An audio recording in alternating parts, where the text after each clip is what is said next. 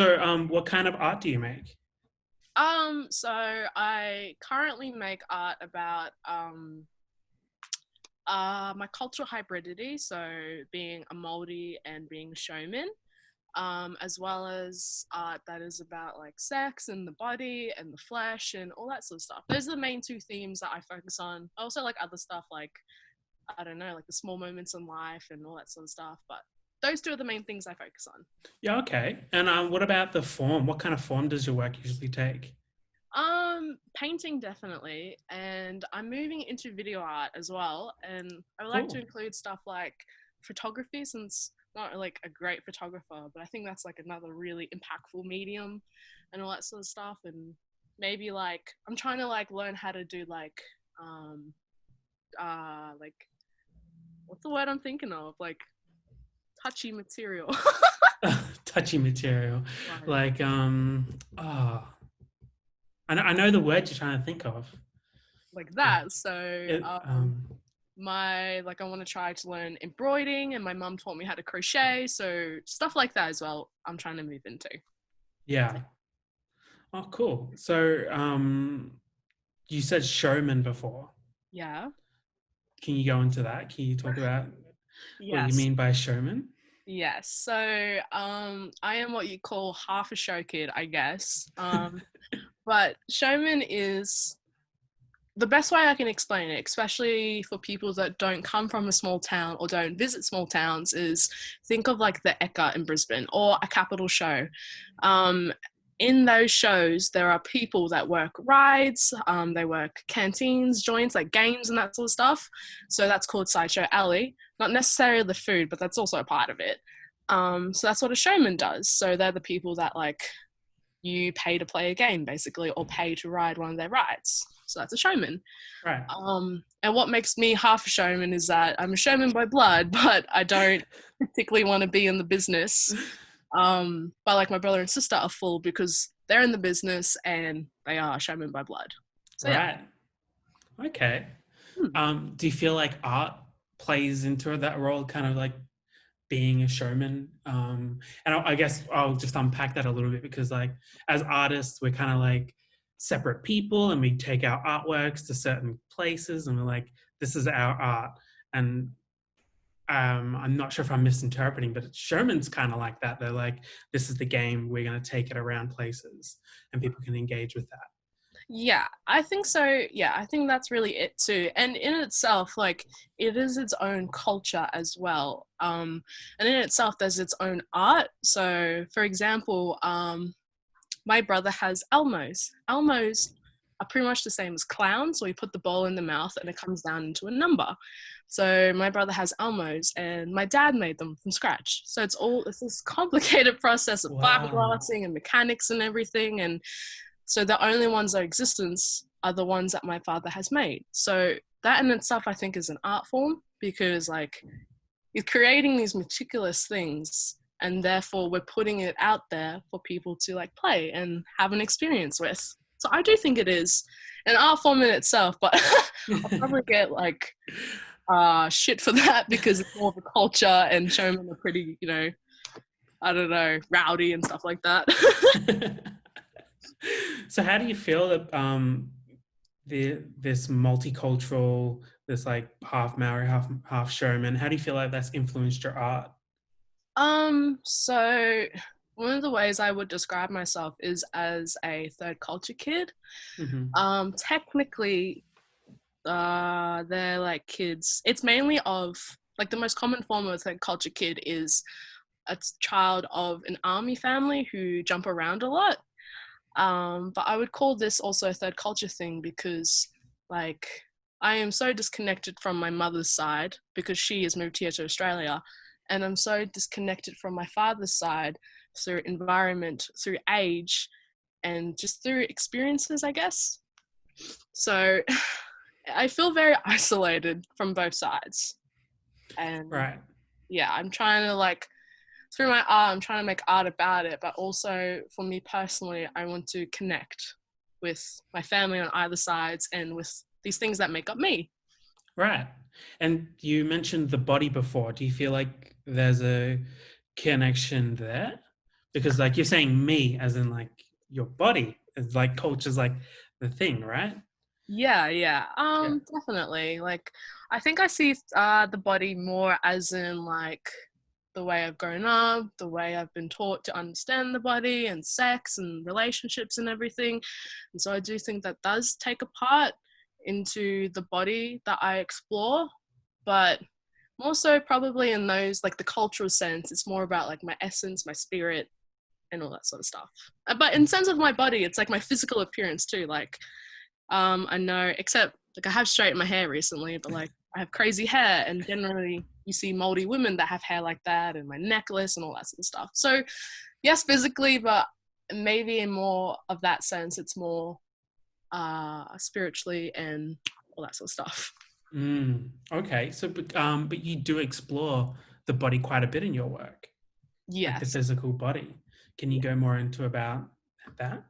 Yeah. Yes, Yeah. I can. Yeah. So in terms of like my body, more like I guess the way I explain it is that I feel like I explore the body probably because I have deep self-loath for my own body. And I think in one way I'm just trying to come to terms with myself and being inside this body. What else can I do except make modifications that I think will make me feel better and prettier and whatever. But in this sense, I feel like it's a way for me to accept. And also too, like I think the body is such a beautiful thing. Like I think it's beautiful seeing all these things on a person's body and what's not there, and just to feel, I guess, comfortable. Like I don't really focus on self-love because I think self-love's great, but it's not something integral to me. So maybe to it could go into self-love, but it is definitely a form of me coming to terms with how much I hate myself and how much I want to just be okay with that and live life without that being the thing that holds me back. Right. Makes sense, maybe? Yeah. I find it interesting that there's like this pole opposite. There's like self-love and then like self-loathing. It's almost like you're looking for the balance by like it's kind of like a seesaw or whatever it is. You're trying to find the middle. Yeah, exactly. Yeah. And like, I'm all for people that go with self love, but I don't like. Yeah. Yeah. I feel that sometimes when I look at your work, like what work was it? Touch Me.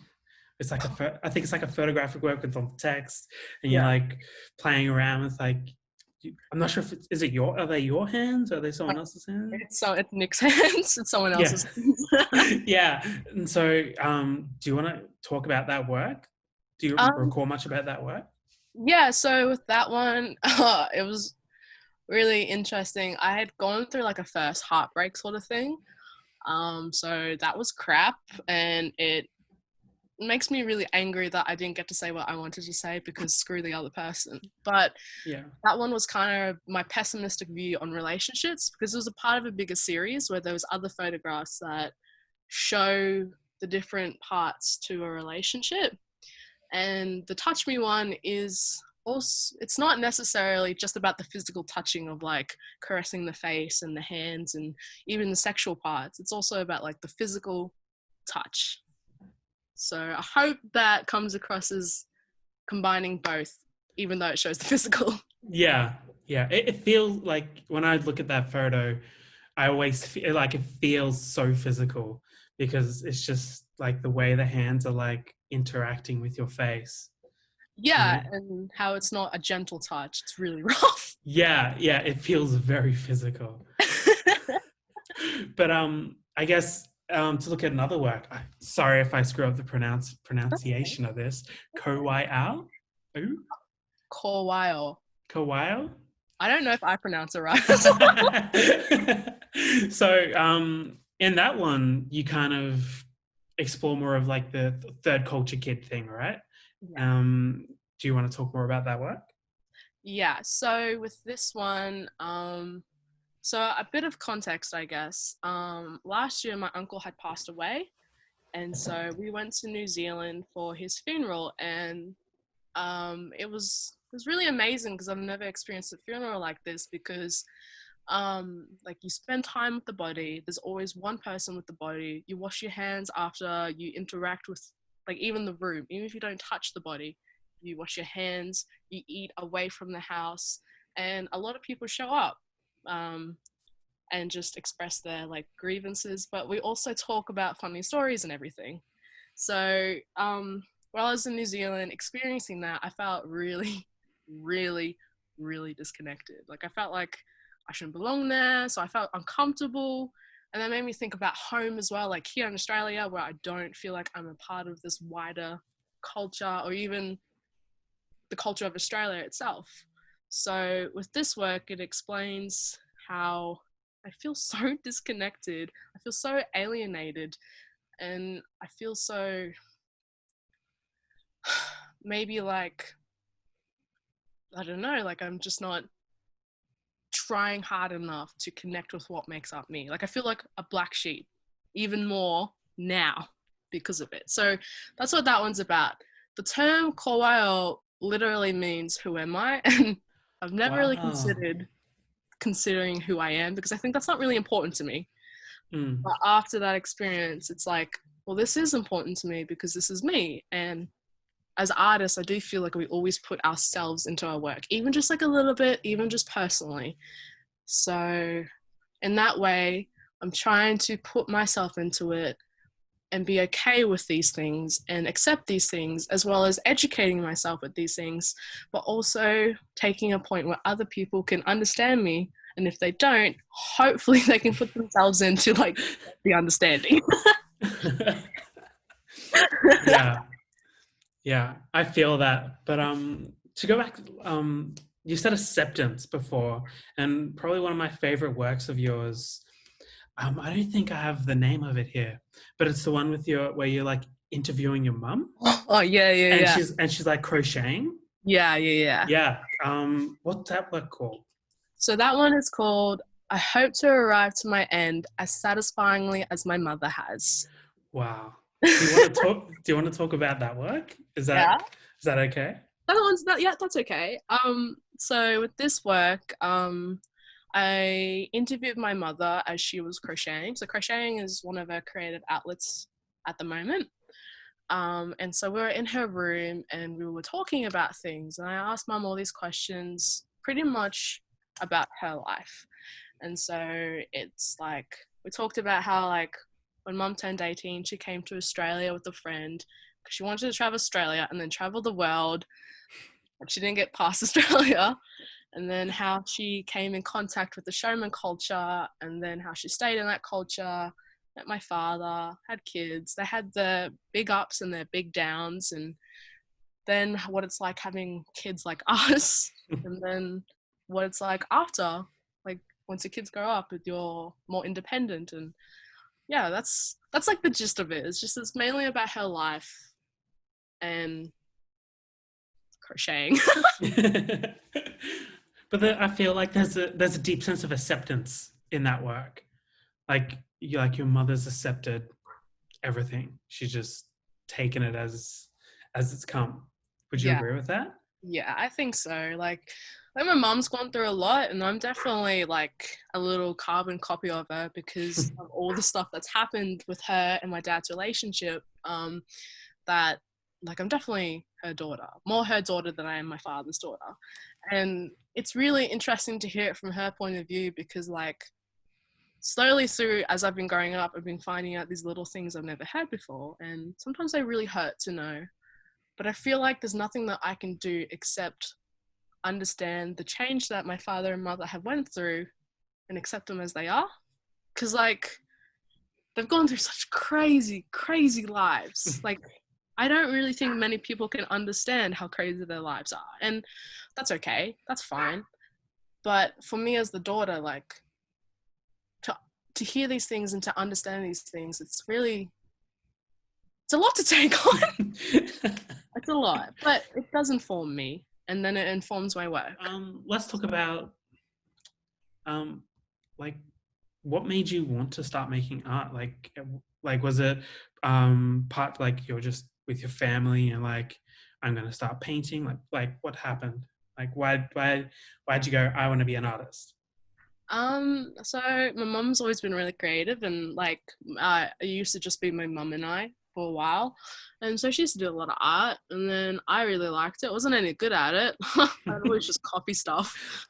And then I did it in high school, and like I really liked it in high school, and I just decided to apply for it in uni. Because my mum, she won't like that I said this, but my mum, I think that she never thought it was good enough to do it because I Really? don't practice, because I don't do all these things for it.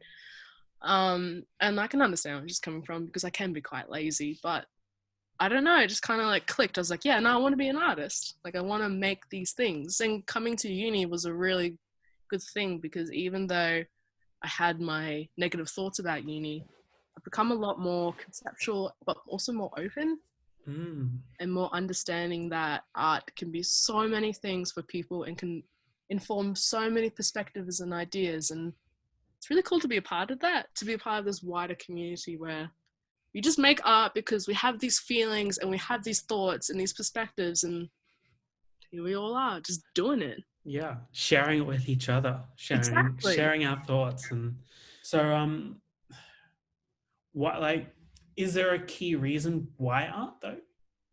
Um, Because you like, or like visual arts, because you could do music, you could do writing, you could do movies.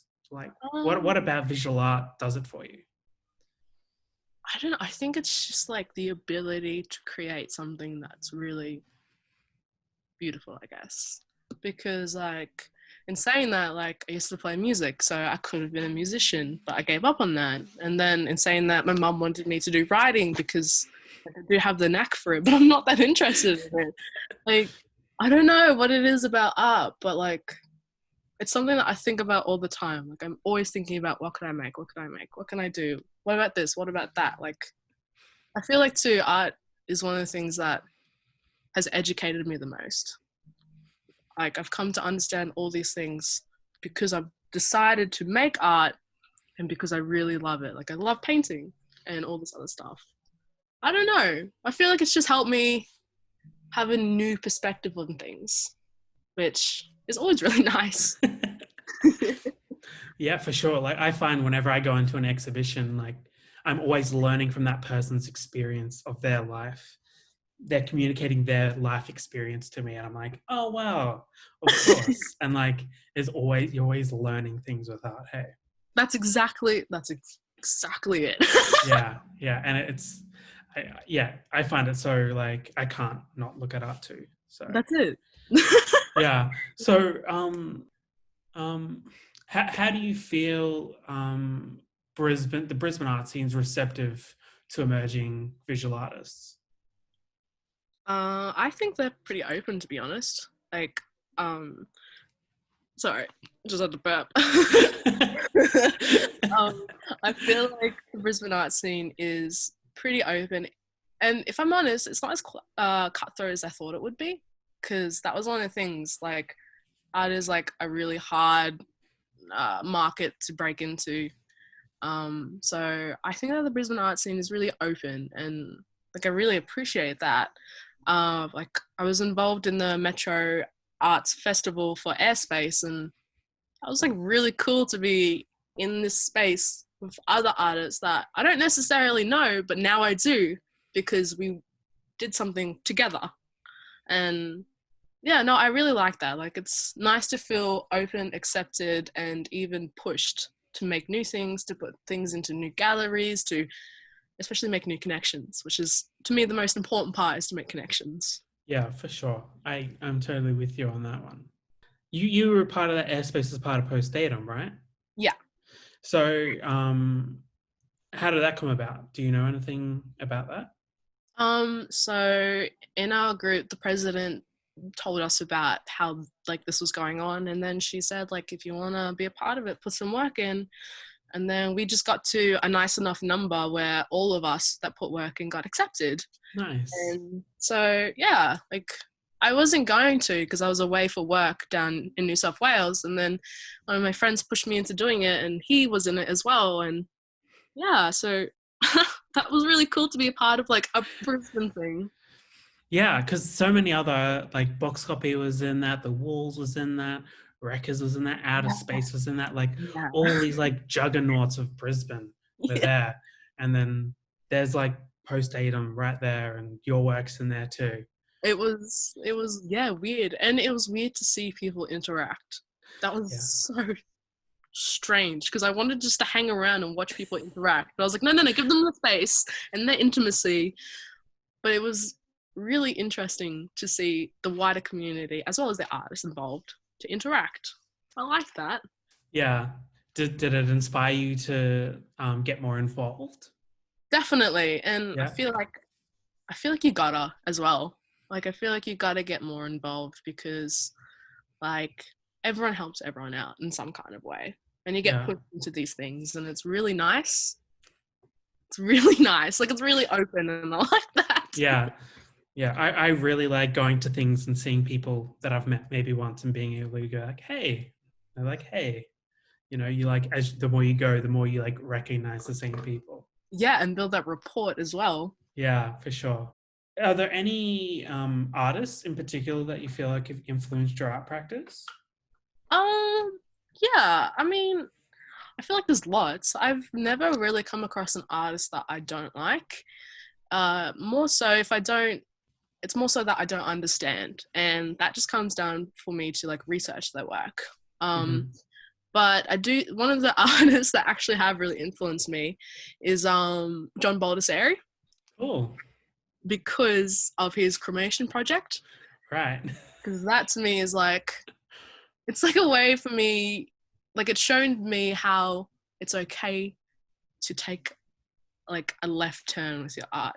It's okay to do that. It's okay to do this thing. Like you are not bound by the constraints of traditional art because I used to be really narrow-minded with that. I used to think, oh, paintings are really amazing because everyone likes paintings, but like through coming to uni and learning about these other artists, it's like, well, no, you can keep pushing the boundaries. You can go as far as you can make it and further than that. So I feel like he was one of the really big inspirations for me to just let go and be okay. How do you feel? Like, what's the furthest you've ever pushed your work? And do you have an example? I feel like video art is definitely something because I didn't get video art at first. Like just I couldn't connect with it. But after doing that class and after talking to some tutors and everything, like I felt like, yeah, no, this is really cool. Like this is something to transform your work and also emphasize the concepts and ideas that you're following. I think even too for me, anything that's moving away from painting is pushing me because it's all I really know. I feel like that's the only thing I'm really good at, but I do think that like anything that isn't painting has really pushed me. Like I want to make a piece where I'm embroidering with my hair. So normally I wouldn't consider doing that, but now I think no, this is really impressive to for myself to do that and to push it out that way. Yeah. Yeah. I want to see that work. Can you make that work? Well, when I get my hair cut, you get the photos. I can't wait. Thank you. So So, yeah. so you submitted another work to us, untitled 2020. So it's made from your mum's broken jewelry. So that's quite a departure from like your paintings and your photos and your digital media, like your moving images. It's like a sculpture. Mm. So that's very much concept based. Like you've gone in with the concept for that one rather Yeah. than, yeah. So do you want to talk a little bit about that? Yep. So with that one, the original idea for that one was it was supposed to be an element to the piece of my mother crocheting.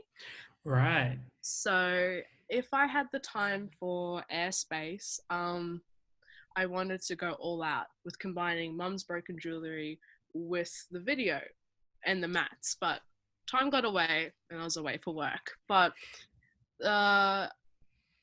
I don't really think that this one is a piece by itself, even though I've titled it to be a piece by itself. Because to me, I thought it was just more of like an elemental thing. Like I just didn't think there was enough substance to it. but I did get a critique on it, and it was really like nice to hear everyone's thoughts on it, because then for me it became a work.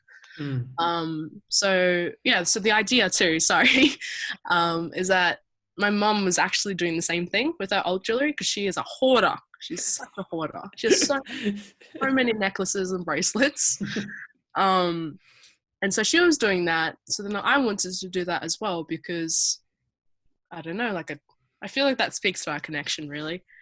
And so I got a lot of her old jewelry and then strung it up, um, with the help of my auntie as well. She helped me do the technique and then made this curtain. Because in our house, we have a beaded curtain that she's made from her jewelry. And it's really interesting to like see the differences between how they interacted. Because in the house, you walk through it, you don't really care about it. Like it's there as a decoration, but in the context of like the white cube space, to me, it feels like it has an emphasis as well as a spotlight on like what it is itself, Mm. which I think is really interesting. Not something I considered until I like put it up and had a look.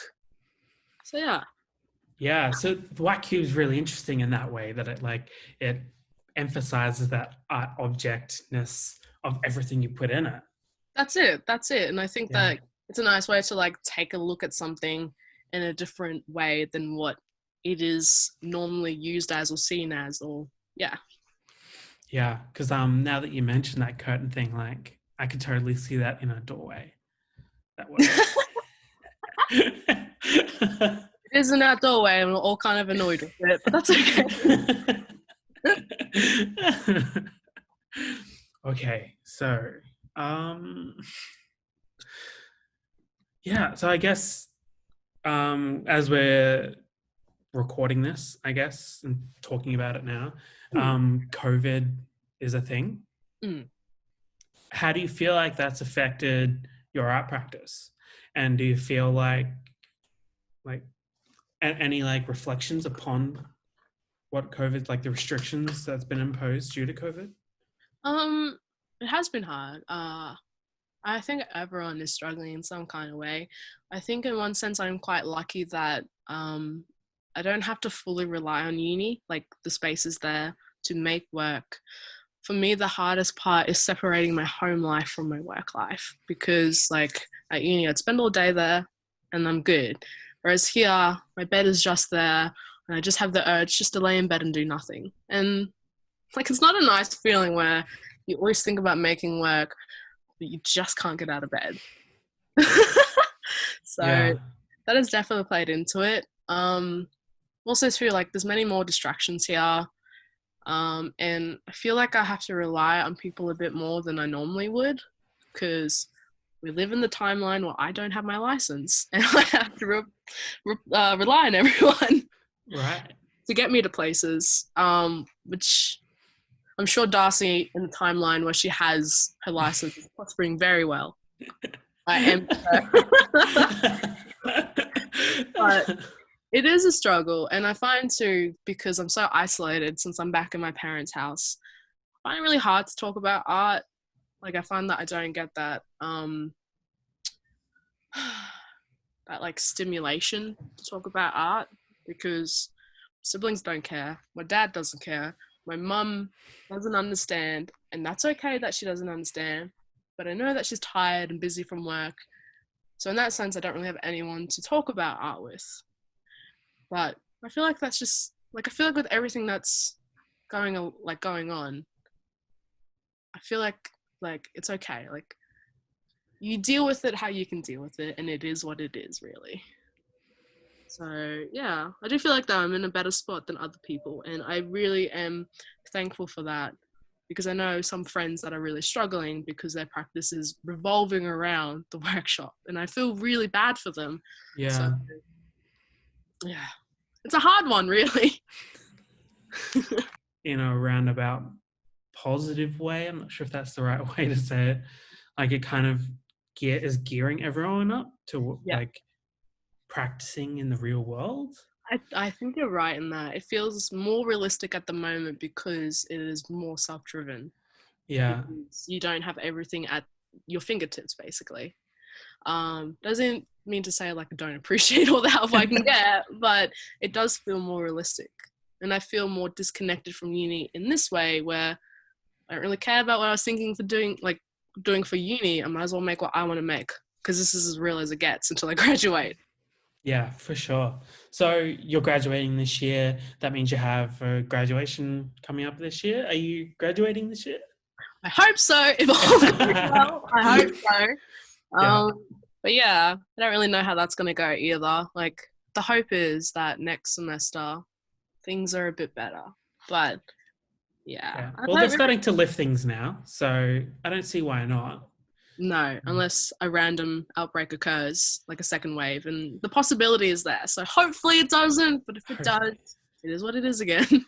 Yeah, hopefully not, because yeah, I think grad show is like very important to uni students, especially studying visual arts. I feel like it is. I feel like we all are aiming for it the most, and there's so much pressure we put on ourselves that way. And it's a nice sort of pressure, because it's like you make your best work of your life so far. So it feels like for me, at least. I like that, so far. I like that a lot.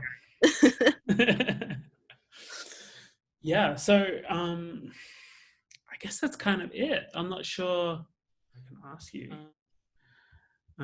Is there anything you have to say about your art practice, or is anything coming up for you? I guess not. Like, I don't know. To be honest with you, I've kind of rehearsed this conversation a few times in my head, and it goes all different ways. No, I don't know. I feel like my family is like the biggest impact to my art, which is a good thing and a bad thing, because I don't know, like I feel like I'm so probably unkind to myself because I want to connect and be this really good person in their eyes, but I don't know why I'm trying so hard, because it's okay if I'm not. Yeah, I feel like it just there's a lot of personal stuff that I put in my art, and it's kind of nice that people don't see it as well. Yeah, I mean, I always find this thing that I will sometimes see something personal in people's work, but I'll never mention it to them. Because I never want to have that conversation with, well, that sounds bad, but like, I don't want to like be in the middle of a gallery and having like a deeply personal conversation with them. I guess I kind of do. But like I never like get the gut. I never have the guts to be like, oh, does this mean this and that mean that? And yeah, because I guess to go back to one of your other works, it lasts for so long, where you've like painted yourself blue and there's like green tree. It looks like it's like fauna, I guess. Pretty much, yeah. Yeah, flora. So, and that's that's a very personal work. Like, Yeah. like you're blue, naked, and you're like hunched. Well, not hunched, but I don't know. I don't even know what the position is called either. Like, knees to the chest. Knees to the chest. Yeah, and like your hair's all done, and you like it's like this kind of empty-ish space, but there is like green. Yeah. So yeah. So yeah, I feel like the personal definitely does come out in your work. I'm glad it does. Like, I always try to approach it with ambiguity, because like I am so scared to share all of these things with everyone. I'm absolutely terrified. So I always try to put something up so that it's a way for me to be like, this is what it is, but also you get what you get, because there's enough ambiguity in there to not make me so terrified, I guess is the way. So like with the kawaii piece, the one I'm painting on my face, when I gave the presentation on that one in class, I was so close to crying. So close to crying. I was so anxious. I couldn't make eye contact with anyone, because that piece is so personal, and it just came at a time where all of these emotions were happening with my family and the death of my uncle and all that sort of stuff. But I feel like I made it ambiguous enough that I can disconnect from it and that I can hide. Because if I'm honest, I always try to hide in my art. And maybe that's a coward thing to do, but I do try to hide. Yeah. Well, Well, I like that there's always these two ways to read it. Like you always have like you have like the deeply personal stuff imbued in it, but you also have another way for people to engage the work. Yeah.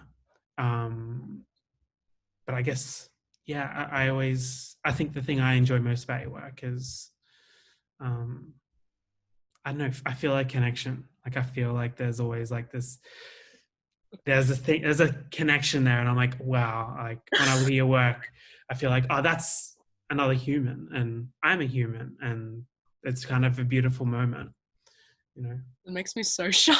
I'm sorry. No, it's great.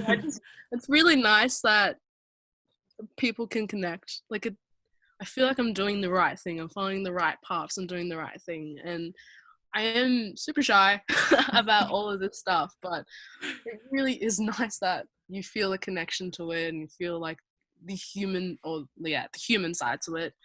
And I really appreciate that because like it makes me feel more normal, I guess, is the way to put it. But I do get shy.